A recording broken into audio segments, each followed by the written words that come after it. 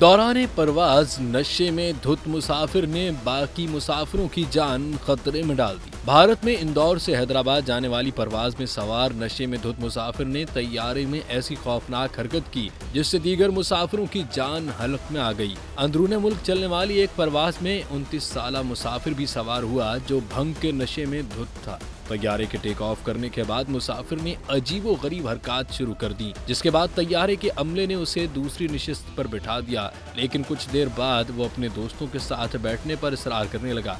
उसके बाद उसने दीगर मुसाफिरों से बदतमीजी शुरू कर दी और इसी दौरान तैयारे का दरवाजा खोलने की कोशिश भी की, जिसके बाद तैयारे के अमले और मुसाफिर ने उसके हाथ पैर बांध कर कुर्सी पर बिठा दिया और हैदराबाद एयरपोर्ट पर मुलजिम को हिरासत में ले लिया गया।